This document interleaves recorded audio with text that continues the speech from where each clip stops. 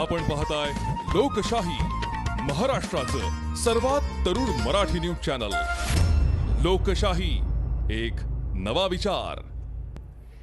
नमस्कार, मी शेफाली. लोकशाही न्यूज मध्ये तुमचं स्वागत आहे. सविस्तर बातम्यांपूर्वी एक नजर आजच्या ठळक बातम्यांवर. मोदी सरकारची प्रत्येक योजना अपयशी, तर सैन्य ठेकेदारी पद्धतीने घेणं हा भारतीय सैन्याचा अपमान. संजय राऊतांची केंद्र सरकारवर टीका. अपक्षांना काही नेत्यांनी फोन केला हे खरंय. अपक्षांची मदत घेऊन मतांचा कोटा पूर्ण करणार, अजित पवारांचं वक्तव्य. केंद्रीय कर्मचाऱ्यांसाठी खुशखबर. 1 जुलैपासून महागाई भत्त्याच्या दुसऱ्या टप्प्यात वाढ. महागाई भत्ता 4% 5% केला जाण्याची शक्यता. जायकवाडी धरणाचा 10 दिवसांपासून वीज पुरवठा खंडित. 1 लाखांचं वीज बिल थकीत असल्याने प्रशासनाच्या पत्रानंतर महावितरणाची कारवाई.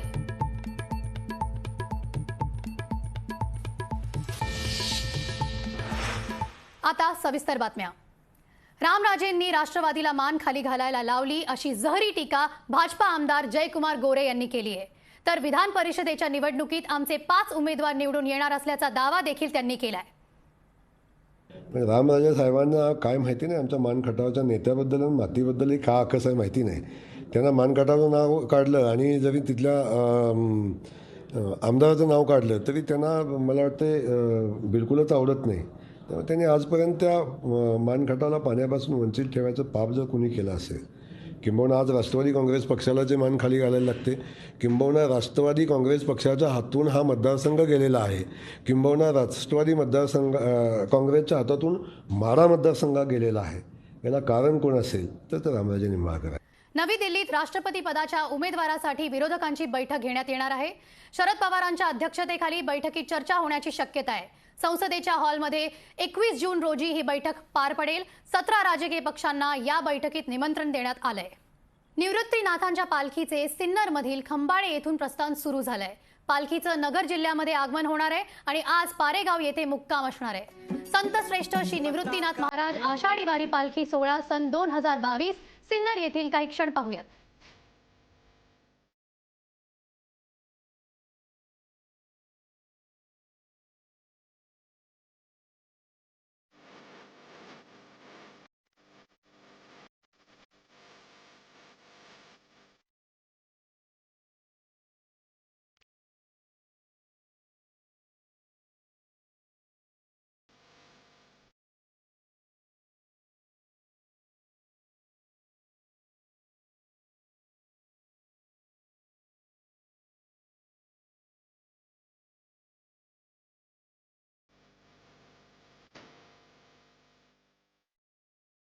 राष्ट्रवादी काँग्रेसच्या नेत्यांची आज बैठक होणार आहे. हॉटेल ट्रायडंटमध्ये थोड्याच वेळात ही बैठक होईल. त्यानंतर हॉटेल ट्रायडंटमध्येच राष्ट्रवादी आमदारांचा मुक्काम देखील असणार आहे. तर ह्या होत्या आजच्या सविस्तर बातम्या. आजच्या लाईव्ह बुलेटिनमध्ये इथेच थांबूयात.